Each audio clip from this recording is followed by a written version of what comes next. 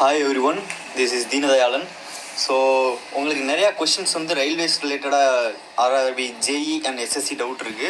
So SSC, JE, எஸ்எஸ்சியை பொறுத்தளவுக்கு JE மட்டும்தான் வந்து எக்ஸாம் இருக்கும். டைரக்ட் எஸ்எஸ்சி வந்து ரெக்ரூட்மெண்ட் இப்போ கிடையாது எஸ்எஸ்சியில், ஓகேங்களா? ரயில்வேஸில் ஓகேங்களா?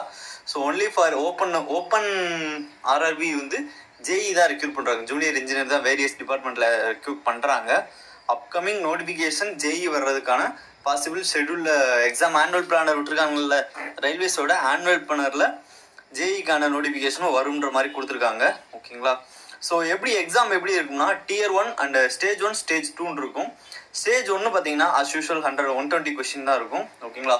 ஸோ நம்ம யூஸ்வலாக இருக்க 3 பார்ட்டு தான், ஆப்டி, ரீசனிங் அண்ட் ஜிஎஸ், ஓகேங்களா?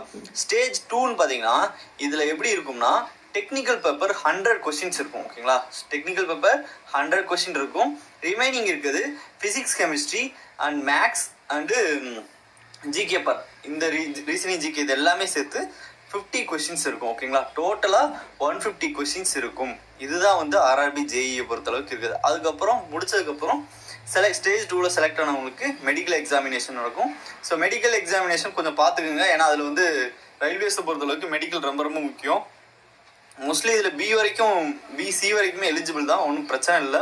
மெடிக்கல் ஐசைட் சொல்கிறேன், A1, A2, B1, B2 இந்த மாதிரி சி வரைக்கும் சொல்லுவாங்க, ஓகேங்களா? ஐசைட் தான் மேஜர் இஷ்யூவாக இருக்கும், ஓகேங்களா?